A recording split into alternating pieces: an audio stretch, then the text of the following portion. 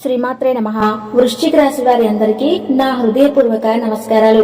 ఈ రోజు మనం జ్యోతిష శాస్త్రంలో అత్యంత శక్తివంతమైన, రహస్యమైన మరియు లోతైన రాశి అయిన వృశ్చిక రాశి వారి గురించి కొన్ని కీలకమైన విషయాలు తెలుసుకోబోతున్నాం. వృశ్చిక రాశిలో జన్మించిన మీరందరూ ఎక్కడున్నా సరే, ఏ దేశంలో ఉన్నా సరే, రాబోయే కొద్ది రోజులు మీ జీవితంలో ఒక సువర్ణ అధ్యాయానికి నాంది పలకబోతున్నాయి.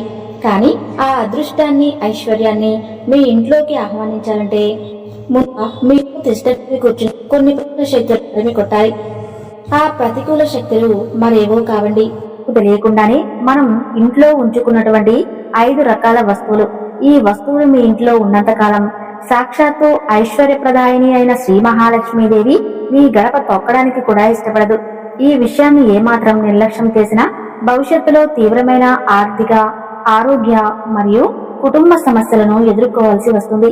జాగ్రత్త.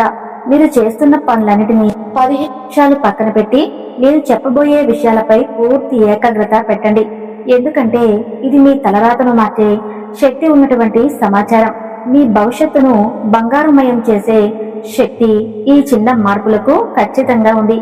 మనం ఎంత కష్టపడి చెమట వచ్చినా, ఎంత నిజాయితీగా పనిచేసినా లక్ష్మీదేవి కటాక్షం మనపై లేకపోతే మన శ్రమంతా బూడిదలో పోసిన పన్నీర్ అవుతుంది.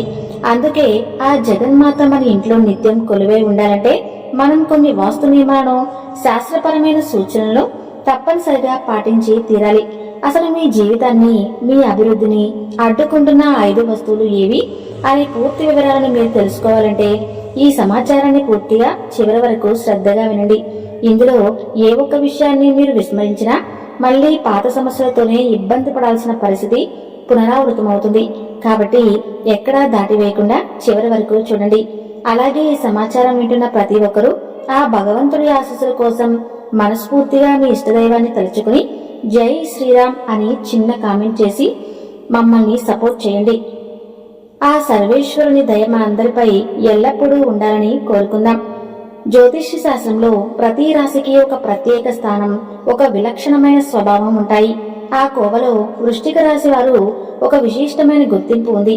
ఈ రాశి చక్రంలో 8వ స్థానంలో ఉండే వృశ్చిక రాశి మిగిలిన రాశుల కంటే ఎంతో భిన్నమైనది మరియు అత్యంత లోతైనది.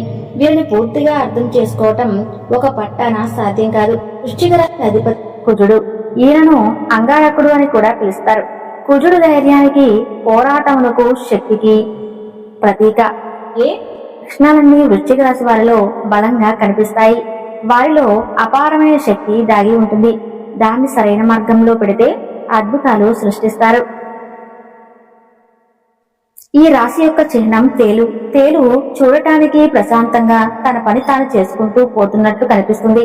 కానీ దానికి ఆపద వస్తుందని తెలిసినప్పుడు, లేదా ఎవరైనా దాన్ని అనవసరంగా రెచ్చగొట్టినప్పుడు తన ఆత్మరక్షణ కోసం తొండం విప్పి ఒక దెబ్బతో శత్రువుని చిత్తు చేస్తుంది.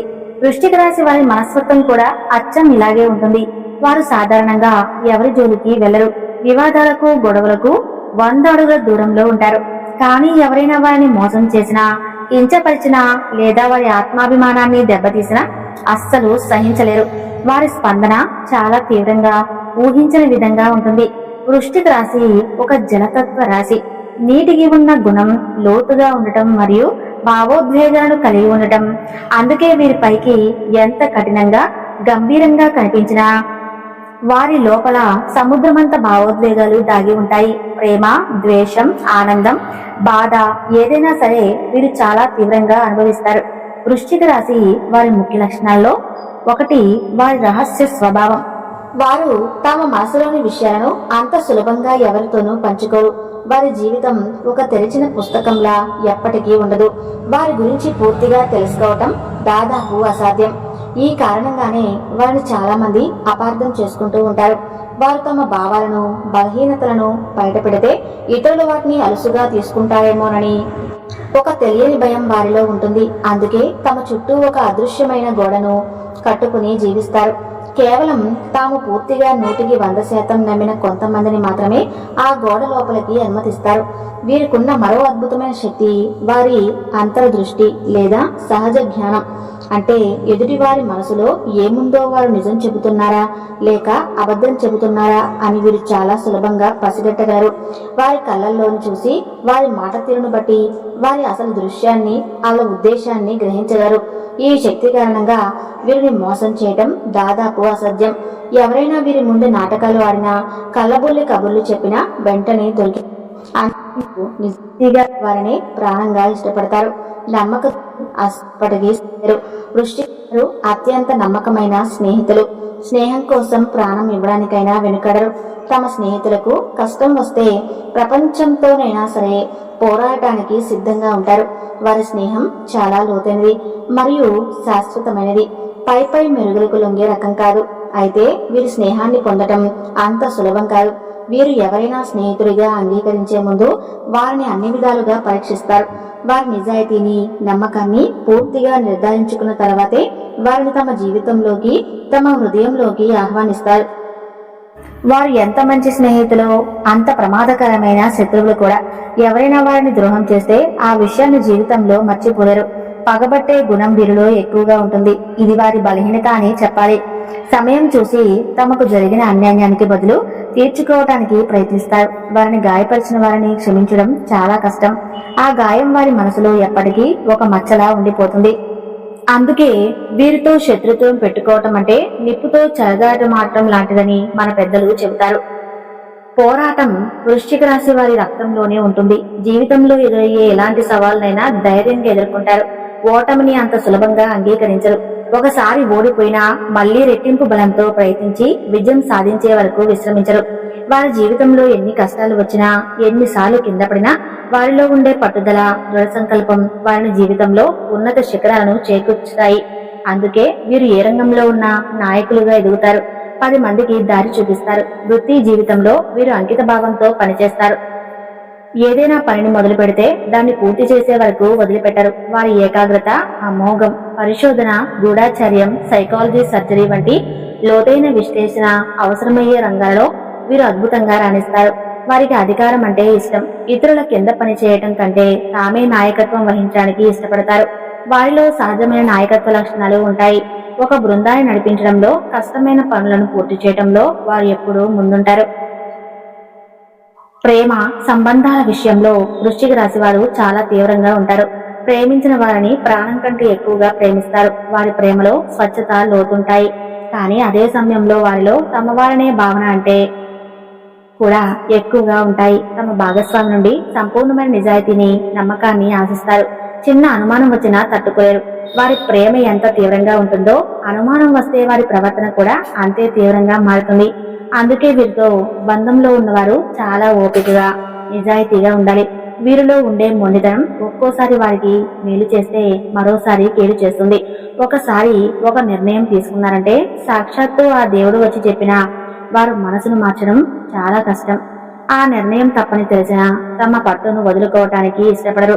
ఈ మొండి పట్టుదలే కొన్నిసార్లు వారిని విజయానికి దగ్గర చేస్తే, మరికొన్నిసార్లు మంచి సంబంధాలు దెబ్బతినడానికి కారణమవుతాయి.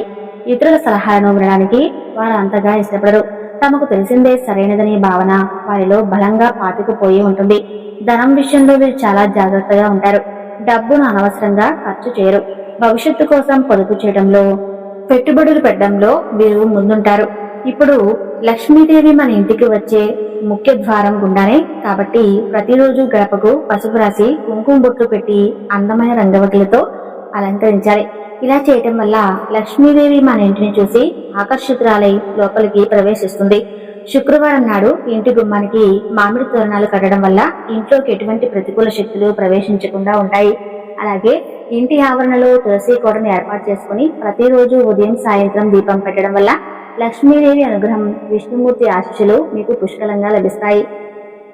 వృశ్చిక రాశి వారు ఈ చిన్న చిన్న మార్పులు చేయటం వల్ల గొప్ప గొప్ప ఫలితాలను చూస్తారు. వంటగది విషయంలో కూడా చాలా జాగ్రత్తలు తీసుకోవాలి. వంటగదిని అన్నపూర్ణాదేవి నిలయంగా భావించి ఎప్పుడూ శుభ్రంగా ఉంచుకోవాలి. ముఖ్యంగా రాత్రిపూట ఎంగిలి గిన్నెలను సింక్ లో పెట్టుకోకూడదు. రాత్రి పడుకునే ముందే వాటిని శుభ్రం చేసుకోవాలి. అన్నపూర్ణాదేవి కొలువై ఉండే వంటగది అపరిశుభ్రంగా ఉంటే ఆ ఇంట్లో ధనధాన్యాలకు తీవ్రమైన లోటు ఏర్పడుతుంది. లక్ష్మీదేవి అలాంటి ఇళ్లలో నివసించడానికి ఇష్టపడదు. కాబట్టి వంటగది పరిశుభ్రత చాలా ముఖ్యం. ముఖ్యంగా ప్రతి శుక్రవారం నాడు ఇంటిని శుభ్రం చేసుకుని ఒక బకెట్ నీటిలో కొద్దిగా కల్లుప్పు వేసి ఆ నీటితో ఇల్లంతా తుడవటం వల్ల ఇంట్లో పెరిగిపోయిన ప్రతికూల శక్తి మొత్తం తొలగిపోతుంది. ఆ రోజు సాయంత్రం ఇంట్లో లక్ష్మీదేవికి దీపారాధన చేసి లలితా సహస్రనామాలు లేదా అష్టోత్తర శతనామాలు చదువుకోవటం వృశ్చిక రాశి వారికి అద్భుతమైన యోగాన్ని, ఐశ్వర్యాన్ని కలిగిస్తుంది. వృశ్చిక రాశి వారు మీరు చేసే ప్రతి పనిలోనూ, తీసుకునే ప్రతి నిర్ణయంలోనూ మీ రాజ్యాధిపతి ఆయన కుజ భగవానుడి ప్రభావం ఉంటుంది. ఆయన శక్తికి, ధైర్యానికి ప్రతీక. కాబట్టి మీరు ఎప్పుడూ ధైర్యంగా, నిజాయితీగా ఉండడానికి ప్రయత్నించండి. మీలోని మొండితనం అనే లక్షణం కొన్నిసార్లు మీకు అడ్డంకిగా మారవచ్చు. కాబట్టి కొన్ని విషయాలలో ఇతరుల మంచి సలహాలను కూడా సేకరించడానికి ప్రయత్నించండి. ఇక అసలు విషయానికి వద్దాం. మీ అదృష్టాన్ని అడ్డుకుంటూ మీ ఇంట్లోనే తిష్టవేసిన ఆ 5 రకాల వస్తువులు ఏవి, వాటిని తక్షణమే ఎందుకు బయటపడేయాలో ఇప్పుడు వివరంగా స్పష్టంగా తెలుసుకుందాం. ప్రతి ఒక్క వస్తువు గురించి జాగ్రత్తగా వినండి. మొట్టమొదటిది, మీ ఇంట్లో ఏ రూపంలో ఉన్నా సరే ఆగిపోయిన గడియారాలను వెంటనే తొలగించండి. అది గోడకు వేలాడే పెద్ద గడియారం కావచ్చు, మీ చేతికి పెట్టుకునే పాత వాచ్ కావచ్చు, లేదా పనిచేయని టేబుల్ క్లాక్ అయినా సరే. కాలం అనేది నిరంతరం ముందుకు సాగాలి, కానీ ఇంట్లోని గడియారం ఆగిపోవటం అనేది మన జీవితంలో అభివృద్ధి, పురోగతిని కూడా ఆగిపోవటానికి ఒక బలమైన సంకేతం. ఇది మీ పనులలో అనవసరమైన ఆటంకాలు జరగడానికి ఒక ముఖ్య కారణం అవుతుంది. ఆగిపోయిన గడియారం ఇంట్లో ఉంటే అది నిరంతరం ఒక రకమైన ప్రతికూల శక్తిని, నిశ్చలమైన శక్తిని విడుదల చేస్తూ ఉంటుంది. ఆగిపోయిన కాలం అనే నెగిటివ్ ఎనర్జీ మీ పురోగతిని పూర్తిగా స్తంభింపచేస్తుంది. అందుకే వెంటనే వాటిని బాగు చేయించండి. ఇక రెండవ ముఖ్యమైన వస్తువు, పగిలిన లేదా చిట్టిన పాత్రలు ఏవి ఉన్నా సరే వాటిని వెంటనే బయటపడేయండి. ఇక మూడవ వస్తువు ఏంటి అంటే అద్దాలు. పగిలిన అద్దంలో ముఖం చూసుకోవటం అరిష్టమని మన పెద్దలు ఎప్పటి నుంచో చెబుతున్నమాట.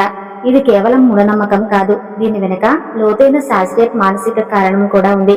పగిలిన అద్దం మన ప్రతిబింబాన్ని ముక్కలుగా, వికృతంగా చూపిస్తుంది. ఇది మన సబ్ కాన్షియస్ మైండ్ మీద ప్రతికూల ప్రభావం చూపి మన ఆత్మవిశ్వాసాన్ని దెబ్బతీస్తుంది. జీవితం కూడా అలానే ముక్కలైపోతుంది అనే భావనను మనసులో నాటుతుంది. ఇది తెలియకుండానే మనల్ని నిరాశలోకి నడుతుంది. ఇంతేకాకుండా వాస్తుశాస్త్రం ప్రకారం పగిలిన అద్దం ఇంట్లోని సానుకూల శక్తిని విచ్ఛిన్నం చేసి ప్రతికూల శక్తిని రెట్టింపు చేస్తుంది. దీనివల్ల కుటుంబ సభ్యుల మధ్య గొడవలు, మనస్పర్ధలు, అనవసరమైన చికాకులు, ఆర్థిక నష్టాలు పెరుగుతాయి.